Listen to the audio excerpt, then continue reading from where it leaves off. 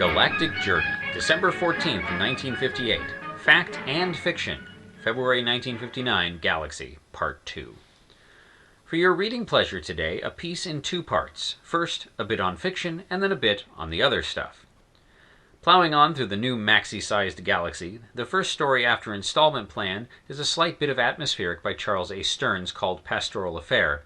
If you've read the Wells classic, The Island of Dr. Moreau, then you've essentially read this story. Stearns, I understand, largely wrote for the pulps and less prestigious magazines, and his work reads like something from the 30s. Not bad, just not much.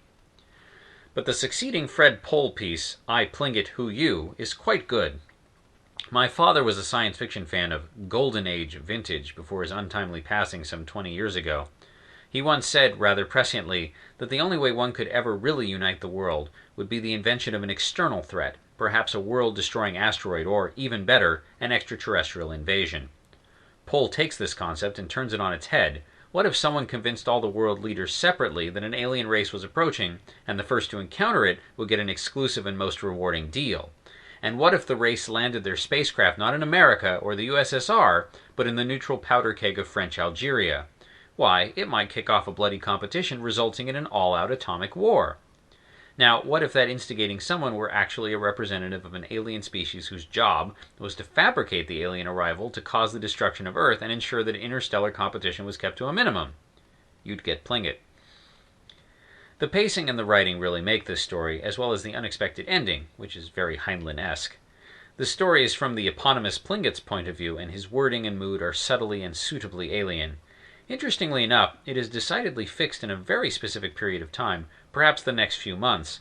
For the flag of the United States has 49 stars, and it's pretty clear by now that Hawaii will be a state very soon, to balance Republican and Democratic votes in the Senate, if nothing else.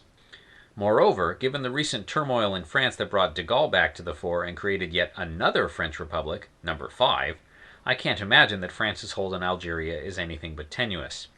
This all works, however, since the story is not a prediction of the future, but rather a prediction of how the present might deal with a futuristic threat. Now the non-fiction. Willie Lay's article this bi-month wraps up his article on The World Next Door, the alien realm of the deep sea, and ties in nicely with the unusually large number of undersea accomplishments achieved by the United States this year. Did you know that the nuclear-powered submarine, the USS Seawolf, stayed underwater for 60 consecutive days? The air its crew left port with was the air the crew breathed for 2 straight months. That kind of self-contained endurance is relevant to travel in outer space, where fresh air is even less accessible. The Seawolf is the younger sister of the USS Nautilus, which made history in August by being the first ship to travel to the North Pole underwater. I saw and heard in a recent newsreel that there is talk of opening up underwater polar trade routes between East and West. I don't know how feasible that would be, but it is exciting nonetheless. So stay tuned. I predict that the undersea science fiction genre, heretofore severely underrepresented, Fred Pohl's slave ship serialized 2 years ago in Galaxy is one of the few examples, will become a big component of published sci-fi in the near future. The original written article, linked stories, and images can be found at galacticjourney.org by Gideon Marcus.